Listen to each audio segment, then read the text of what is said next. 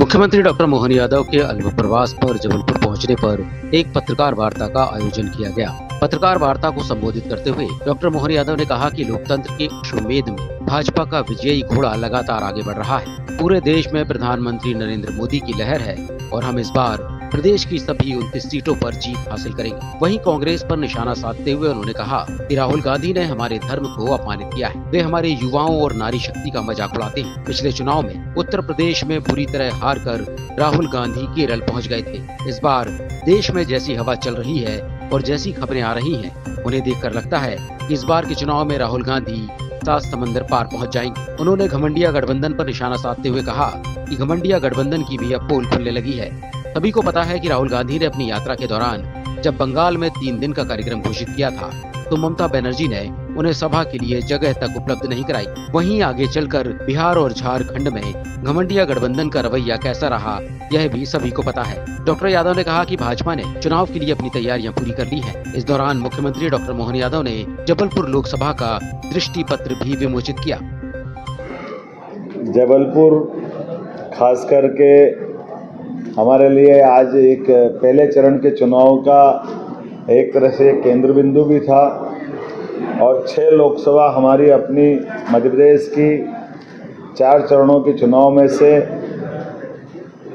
खासकर सीधी, शहडोल, मंडला, बालाघाट, छिंदवाड़ा, जबलपुर, जहां परसों प्रातः 7 से सायंकाल 6 बजे तक निर्वाचन की प्रक्रिया पूरी होगी।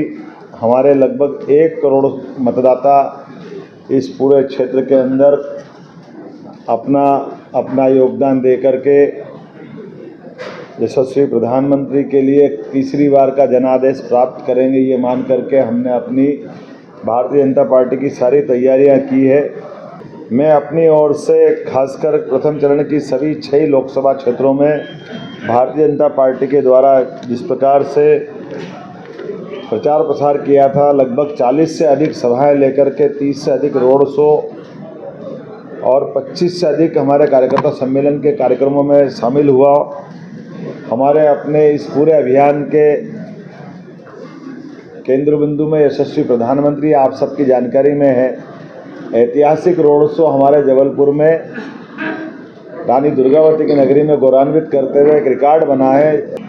हम सब जानते हैं कि जबलपुर की इस धरती से लगातार लंबे समय से भाजपा को आशीर्वाद मिलता रहा और जबलपुर तो वो धरती है जहां पहली बार 1-1 लाख से, फिर 2 लाख से, फिर 5 लाख से, ये एक के बाद एक रिकॉर्ड हमारे अपने जबलपुर की धरती से नए प्रकार से हमने बनाए हैं।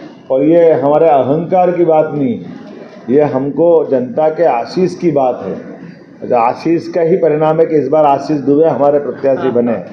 ये कमल का फूल सबके आशीष से ही खिलता है और यशस्वी प्रधानमंत्री ने हमारे लिए ये पूरा क्षेत्र मध्य प्रदेश के धरती पर चुनाव अभियान की शुरुआत अगर कहीं से की है तो रानी दुर्गावती की नगरी से, यहाँ से शुरुआत की। मुझे इस बात की भी प्रसन्नता है प्रदेश के सभी मतदाताओं के, खासकर 1,13,09,000 से ज़्यादा मतदाता भाइयों को 19 तारीख को भारतीय जनता पार्टी के पक्ष में प्रत्याशियों को जिताने की अपील मैं आपके माध्यम से करता हूं, क्योंकि आखिरी दौर में हम पहुंच गए हैं और यशस्वी प्रधानमंत्री श्रीमान नरेंद्र मोदी जी के विजय अभियान में खासकर तीसरी बार मोदी सरकार।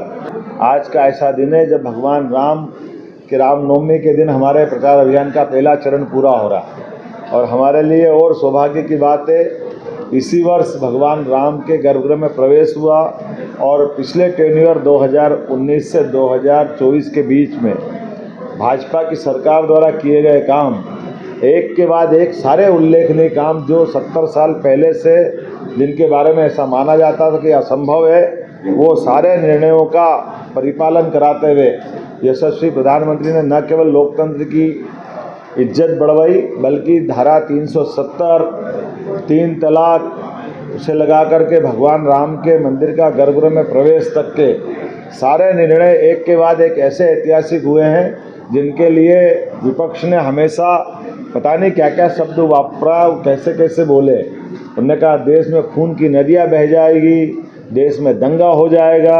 हमारे लोकतंत्र को कमज़ोर करने के लिए, लोगों को डराने के लिए, भयभीत करने के लिए, लेकिन सारी आशंका निर्मूल करते हुए यशस्वी प्रधानमंत्री ने पूरा 5 साल का टेन्योर पूरा किया। मुझे इस बात की प्रसन्नता है, यशस्वी प्रधानमंत्री के नेतृत्व में हमारी सरकार ने न केवल हिंदू मुसलमानों के साथ एकजुट होकर के शिलान्यास के कार्यक्रम में भाग लिया, बल्कि उससे बड़ा उदाहरण बना जब 22 जनवरी को लोकार्पण का मौका आया। तो चाहे कोर्ट के फैसले का दिन हो, भूमि पूजन का दिन हो या लोकार्पण का दिन हो, बल्कि 2024 तो और भाग्यशाली है जब अयोध्या से लेकर अरब तक हमारी अपनी सनातन संस्कृति के देवालयों का लोकार्पण करने के लिए मोदी जी देश के अंदर भी और सुदूर अरब के अबू धाबी के मंदिर का भी लोकार्पण करके आए। ये हमारी अपनी मूल सनातन संस्कृति का उच्चतम हमारा एक तरह से आज का समय चल रहा है। हम सब जानते हैं कि राहुल बाबा, जिनके लिए उत्तर भारत से तो अपनी सीट बचा नहीं पाए, लेकिन ऐसे कई मजाकिया बात करते करते हमारे धर्म को अपमानित करते हुए, युवा शक्ति महिलाओं को अपमानित करते हुए, वो भागते भागते पिछले चुनाव में बुरी तरह हारते हुए उत्तर प्रदेश छोड़ करके दक्षिण के राज्य में पहुँचे। और इस बार जो चारों तरफ की हमारी 10 दिशाओं से समाचार आ रहे हैं कि निश्चित रूप से इस बार के चुनाव हो सकता है उनको केरल के बाद आगे समुद्र पार करके कोई और जगह जाके चुनाव लड़ना पड़े, कोई जगह उनको मिलने वाली नहीं है। जिस प्रकार का समय चल रहा है, ऐसे में इनका घमंडिया गठबंधन, जिसके बलबूते पर ये पिछले 6-8 महीने से माहौल बना रहे थे, धीरे धीरे करके जैसी जैसे इनकी परतें खुलती गई, हम सब जानते हैं कि जहां 3 दिन के प्रवास का उनने अपना कार्यक्रम डिक्लेयर किया बंगाल के अंदर, तो उनके अपने ही साथी गठबंधन के मित्र को सभा करने के लिए ममता बनर्जी ने कोई जगह उपलब्ध नहीं कराई। तो इतना ही, वही हाल आगे जाकर बिहार का, झारखंड का। तो जो आपस में अंदर का हमने जो कहा था कि केवल ये मोदी सरकार को रोकने का इनका असफल प्रयास है, जनता इनके बीच में देख रही है। हम सबको मालूम है 2013 तक मध्य प्रदेश की सरकार को केंद्र के द्वारा केवल 150 करोड़ रुपए दिए जाते थे, लेकिन आज की स्थिति है 15,000 करोड़ की राशि केवल मध्य प्रदेश को मिल रही। और रेलवे के बजट को भी अलग से बनाने के बजाय एक बजट बनाने का जो लाभ मिला है, उससे वंदे भारत मेट्रो से लगा करके तमाम प्रकार के अलग अलग ट्रेन, रेल की पटरी, रेल में सुधार के काम, और अब विश्व में हमारी रेल अब निर्यात करने लगी।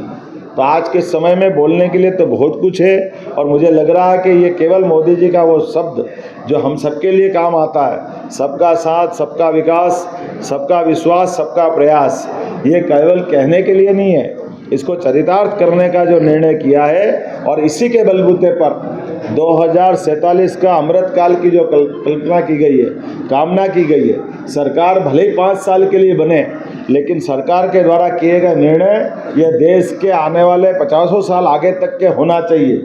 मुझे इस बात की प्रसन्नता है, धीरे धीरे करके 80 करोड़ मतदाताओं का जो सुरक्षा कवच तैयार किया मोदी जी ने, निश्चित रूप से वो हमारे अपने भाजपा के आधार भी बढ़ा रहा है। और हर मतदाता अब बोल रहा है कि अब की बार 400 पार। मेरी बात कुल मिलाकर के करीब करीब सब करने के लिए पूरी हुई। और ओबीसी, आदिवासी, दलित, महिलाएं, आप टिकट के बारे में भी देख सकते हैं, जिस प्रकार जो हम कहते हैं वो करके दिखाते हैं। हमने बहनों की बात की है तो अकेले मध्य प्रदेश के उदाहरण दे दें, 29 में से 6 बहनों को टिकट हमने दिया है, कांग्रेस ने केवल 1 दिया है। इसलिए कांग्रेस हाथी के दांत की तरह थी, जिसके खाने के ओर दिखाने के ओर। 55 साल तक जिनके परिवार में दादी राज कर ले, पिताजी राज कर ले, माताजी रिमोट कंट्रोल से राज कर ले, लेकिन गरीबी दूर नहीं कर पाए। और वो कहते कि हम गरीबी एक झटके से दूर कर देंगे। जनता सब देख रही है, और जनता ये सारे वाक्य को भी याद रख रही है। और जिस ढंग से भारतीय संस्कृति को अपमानित करने के इनने कोई कांग्रेस ने मौके नहीं छोड़े हैं, जनता उसका पूरा हिसाब करने का मन बना चुकी है।